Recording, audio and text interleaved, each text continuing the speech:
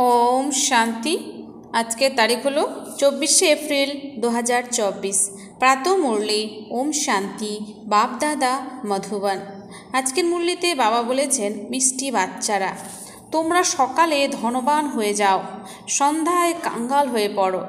কাঙ্গাল থেকে ধনী, পতিত থেকে পবিত্র হওয়ার জন্য দুটি শব্দ স্মরণে রেখো, মন মনা ভব মধ্যাজি ভব। তো বাবা বলেছেন যে মিষ্টি বাচ্চারা তোমরা সকালে ধনবান হয়ে যাও আর সন্ধ্যায় তোমরা কাঙ্গাল হয়ে পড়ো।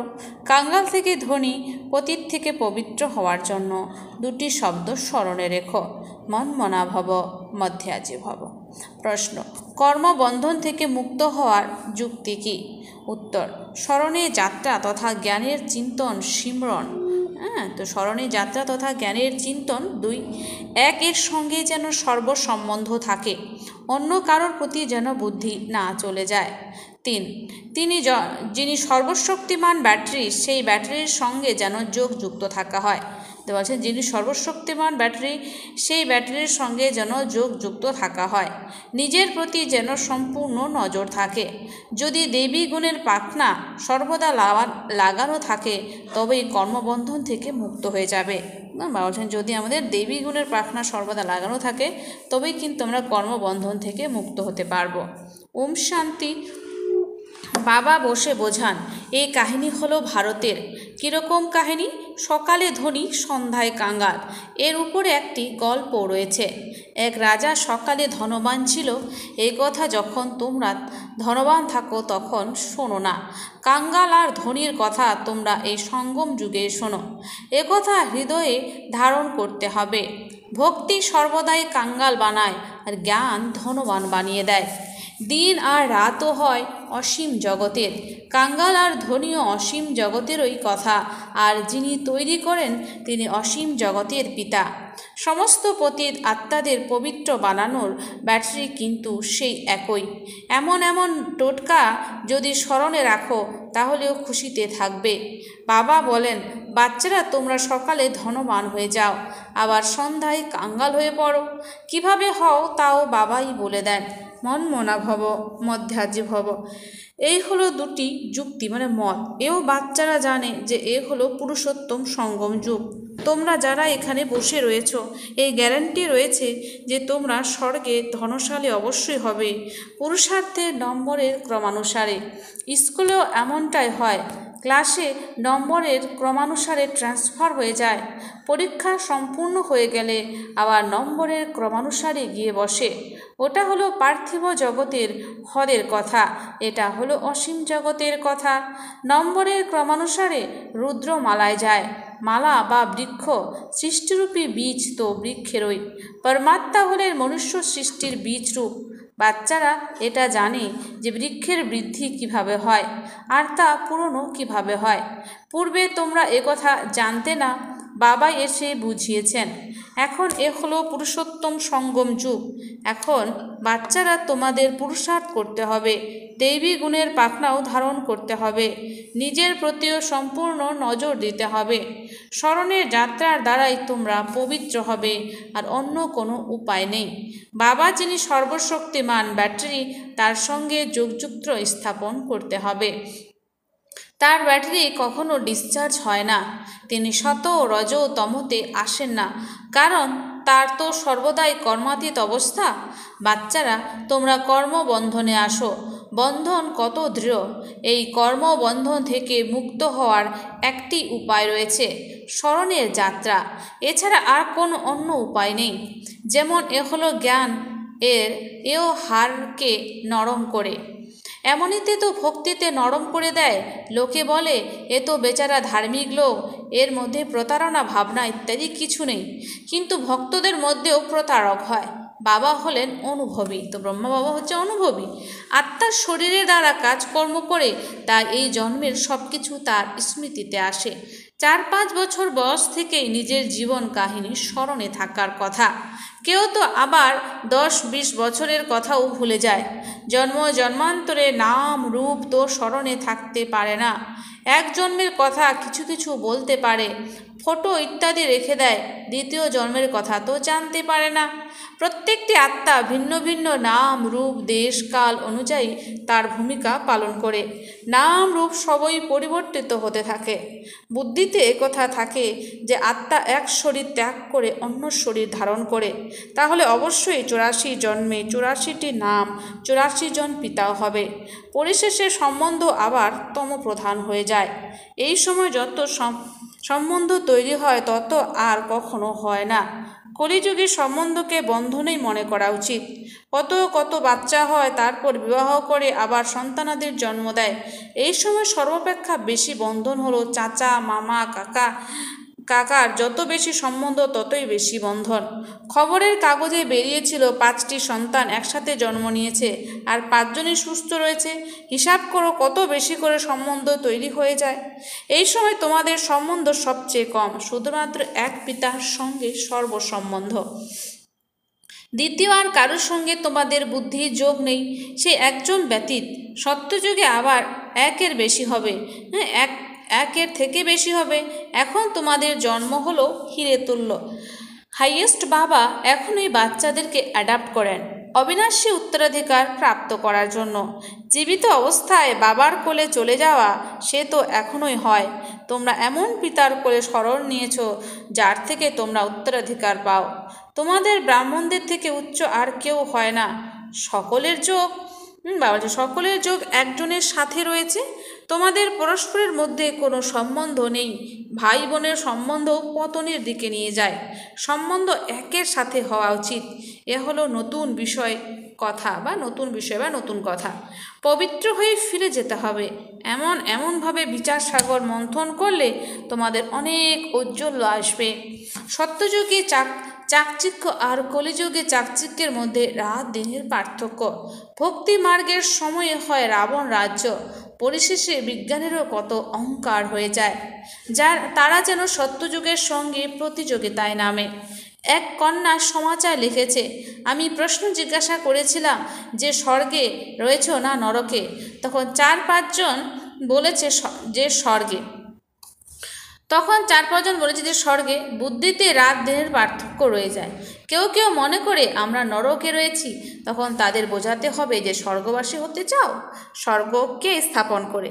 এসব হল অতি মিষ্টি মধুর বিষয়। তোমরা নোট করতে থাকো, কিন্তু সেই নোটস খাতাতেই রয়ে যায়, সঠিক সময়ে স্মরণে আসে না। এখন অপবিত্র থেকে পবিত্র বানান পরম পিতা পরমাত্মা। তিনি বলেন, মামেকম স্মরণ করো, তবে পাপ ভস্ম হয়ে যাবে। স্মরণের দ্বারা কিছু তো প্রাপ্তি হবেই, তাই না? স্মরণের পদ্ধতিও এখনই ইমার্জ হয়েছে। স্মরণের দ্বারাই তোমরা কত স্বচ্ছ হয়ে যাও। যে যত পরিশ্রম করবে সে ততই উচ্চ পদ লাভ করবে। বাবাকেও জিজ্ঞাসা করতে পারো, দুনিয়ায় তো সম্পর্ক আর সম্পত্তির জন্য শুধু ঝগড়া ঝামেলা হতেই থাকে। এখানে তো অন্য কোনো সম্বন্ধ নেই। এক বাবা আর অন্য কেউ নয়। বাবা হলেন অসীম জগতের মালিক। এ তো অতি সহজ কথা। ওইদিকে স্বর্গ আর এইদিকে নরক। নরকবাসী ভালো নাকি স্বর্গবাসী ভালো? যে চতুর হবে সে বলবে স্বর্গবাসী ভালো। কেউ তো আবার বলে দেয় যে নরকবাসী আর স্বর্গবাসী এই বিষয়ের সাথে আমাদের কোনো সম্পর্ক নেই, কারণ তারা বাবাকেই চেনে না। কেউ আবার বাবার কোল থেকে নেমে মায়ার কোলে চলে যায়। ওয়ান্ডার, তাই না? বাবাও ওয়ান্ডারফুল, তাই জ্ঞানও ওয়ান্ডারফুল, সব ওয়ান্ডারফুল। এইসব ওয়ান্ডার্স বোঝার মতো সমঝদারও এমন চাই যার বুদ্ধি সদা এই বিশ্বের মধ্যেই রয়েছে। রাবণ তো কোনো ওয়ান্ডার নয়, না তার রচনা ওয়ান্ডার। রাত দিনের পার্থক্য। শাস্ত্রতে লেখা রয়েছে, কালীয় দহতে গেছিল সর্প দংশন করেছিল, তাই কালো হয়ে গেছে। এখন তোমরা সঠিকভাবে এইসব বিষয় বোঝাতে পারো। কৃষ্ণের চিত্রকে নিয়ে যদি সঠিকভাবে পড়ে তবে রিফ্রেশ হয়ে যাবে। 84 জন্মের কাহিনী যেমন কৃষ্ণের তেমনই তোমাদের। স্বর্গে তো তোমরা আসো, তাই না? পুনরায় ত্রেতাতেও আসতে থাকো, বৃদ্ধি হতে থাকে। এমন নয় ত্রেতায় যে রাজা হবে সে ত্রেতাতেই আসবে। শিক্ষিতের সম্মুখে অশিক্ষিতকে নত হতে হয়। ড্রামার এই রহস্য শুধু বাবাই জানেন। এখন তোমরা জানো যে তোমাদের মিত্র সম্বন্ধী ইত্যাদি সকলেই নরকবাসী, আর আমরা পুরুষোত্তম সঙ্গম যুগী এখন পুরুষোত্তম হচ্ছি। বাইরে থাকা আর এখানে 7 দিন এসে থাকা, এর মধ্যে অনেক পার্থক্য। অনেকে হংসমণ্ডলীর সঙ্গ থেকে বেরিয়ে বকেদের দলে এসে ভিড়ে যায়। তো হংসমণ্ডল থেকে বেরিয়ে বকেদের সাথে, দুনিয়ার লোকের সাথে তারা মিশে যায়। অনেকে রয়েছে যারা অন্যদের নষ্ট করে দেয়। অনেক বাচ্চা তো মূল্যের পরোয়াই করে না। বাবা বোঝান, গাফিলতি করো না, তোমাদেরকে সুরভিত ফুল হতে হবে। শুধু একটি মাত্র কথাই তোমাদের জন্য যথেষ্ট, স্মরণের যাত্রা। এখানে তোমাদের ব্রাহ্মণদেরই সঙ্গ হয়। কোথায় উচ্চ থেকে ও উচ্চ, আর কোথায় নিচ। বাচ্চারা লেখে, বাবা বকেদের দলে আমি একা হংস, আর কি করব? বকেরা ঠুকরে দেয়, কত পরিশ্রম করতে হয়। বাবার শ্রীমতে চলে পদ উচ্চ পাওয়া যায়। সদা হংস হয়ে থাকো, বকের সঙ্গে থেকে বক হয়ে যেও না। গায়নও আছে, আশ্চর্যবোধ শোনে, বলে তারপর পালিয়ে যায়। জ্ঞান যদি অল্প থাকে তাহলে স্বর্গে আসবে। পার্থক্য কিন্তু রাত দিনের হয়ে যায়, সাজাও অতি কঠিন হবে। বাবা বলেন, আমার মতে না চলে যদি অপবিত্র হও তাহলে সাজাও শতগুণ হয়ে যাবে, আবার পদ প্রাপ্তিও কম হবে। এখানে রাজত্ব স্থাপন করা হচ্ছে, কথা ভুলে যায়। কথাও যদি স্মরণে থাকে তাহলে উচ্চ পদ প্রাপ্তির জন্য পুরুষার্থ অবশ্যই করতে হবে। যদি না করে তাহলে বোঝা যাবে এক কান দিয়ে শুনে অন্য কান দিয়ে বের করে দেয়।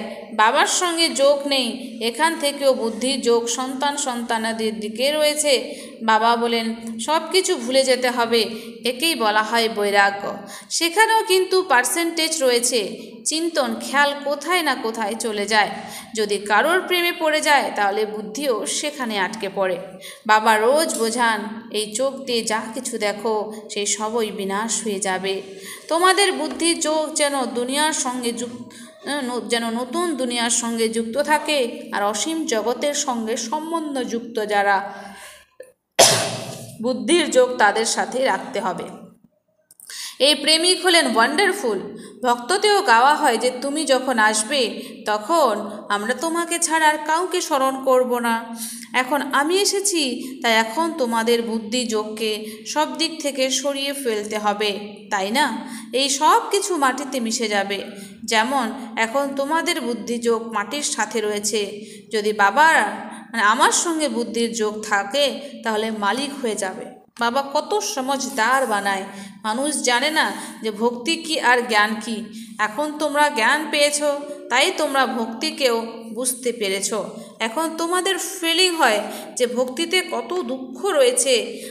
মানুষ ভক্তি করে আর নিজেকে অত্যন্ত সুখী মনে করে, আবার এও বলে যে ভগবান এসে ফল দেবে। কাকে আর কিভাবে ফল দেবে সেসব কিছুই তারা বুঝতে পারে না।